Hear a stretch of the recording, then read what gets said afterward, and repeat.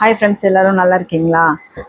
இன்றைக்கி என்ன விஷயம்னா, நான் லாஸ்ட் டைம் ஒரு ஸ்டோரி போட்டிருந்தேன், சிங்கம் நிறைய உருமாறிய கதை அப்படின்னு சொல்லிட்டு. அந்த கதைக்கு, அந்த ஸ்டோரிக்கு நல்ல ரெஸ்பான்ஸு. 2 நாளாக ஆச்சு போட்டு. ஃபோன் பண்ணி ஒரு 7-8 பேராவது ஃபோன் பண்ணி விஷ் பண்ணீங்க. நல்லாயிருக்கு நல்லாயிருக்கு அப்படின்னு. ஃபஸ்ட் டைமாக ஃபோன் பண்ணி எனக்கு நல்லா இருக்குன்னு சொன்னது இந்த பதிவுக்காக தான். அதுக்காக எல்லாருக்கும் ரொம்ப சந்தோஷம், ரொம்ப நன்றி. இப்போ என்ன விஷயம் சொல்ல வந்தேன் அப்படின்னா, சில பேர் நினச்சிட்ருப்பாங்க, ஃப்ரெண்டாச்சே, சொந்தக்கார பொண்ணாச்சே, எப்படிலாம் சொல்கிறது அப்படின்னு இது வரைக்கும் வந்து வெளியே வாய் விட்டு கேட்க முடியாமல் இருந்திருப்பீங்க. அவங்களுக்காக தான் இந்த பதிவு.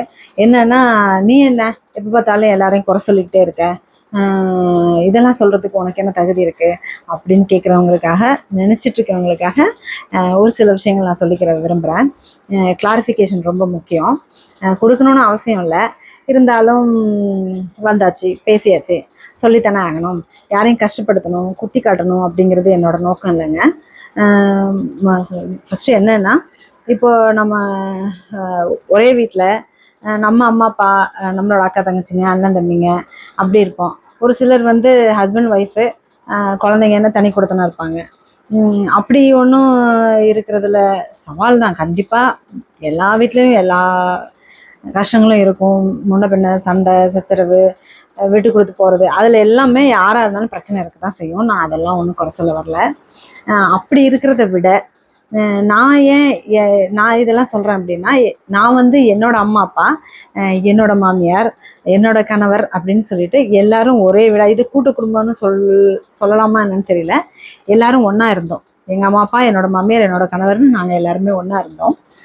அப்படி இருந்து என்னோடய திருமண வாழ்க்கையில் 16 வருஷம் ஆகுது. எவ்வளவோ சண்டை, எவ்வளவோ பிரச்சனை, எவ்வளவோ கஷ்டம், இதெல்லாம் தாண்டி வந்திருக்கேன். அதனால இந்த அட்வைஸ்லாம் சொல்கிறதுக்கு எனக்கு உரிமை உண்டு அப்படின்லாம் நான் சொல்ல வரலைங்க. சத்தியமாக அட்வைஸ் கிடையாது இது. என்னோடய தனிப்பட்ட வாழ்க்கையில் எனக்கு நடந்த அனுபவங்களை நான் அவங்க கூட ஷேர் பண்ணிக்கிறேனே தவிர மற்றபடி வேறு ஒன்றும் இல்லை. இது யாருக்காவது ஒருத்தருக்கு உபயோகமாக கண்டிப்பாக இருக்கும், இல்லைன்னுலாம் சொல்ல முடியாது. கேட்குறவங்க கேட்கலாம், எல்லாரும் கேட்கணும் அப்படின்லாம் எந்த அவசியமும் கிடையாதுங்க. கேளுங்கன்னு நான் யார்கிட்டையும் சொல்லவும் இல்லை. கேட்கணுன்னு அவசியம் இல்லை. விருப்பப்பட்டவங்க கேளுங்க, விருப்பம் இல்லாதவங்க ஸ்கிப் பண்ணிட்டு போயிட்டே இருக்கலாங்க. இதுக்கு கூடவா யாருக்கும் உரிமை இல்லை? தாராளமாக பார்க்காம போகலாம், அதெல்லாம் ஒன்றும் பிரச்சனை கிடையாது. பார்க்குறவங்க பாருங்கள், பார்க்காதவங்க ஸ்கிப் பண்ணுங்க, அவ்வளோதான். மற்றபடி சம்மந்தப்பட்டவங்க, நான் சொல்கிற விஷயங்களில், நான் சொல்கிற ஸ்டோரியில் சம்மந்தப்பட்டவங்க மாறணும்னு அவசியம் கிடையாது. ஜஸ்ட் அடுத்த டைம் வேறு யாருக்காவது இந்த விஷயத்த பண்ணாமல் இருக்கலாம்ல, அதுக்காக மட்டும்தான் இந்த பதிவு. நன்றி, வணக்கம்.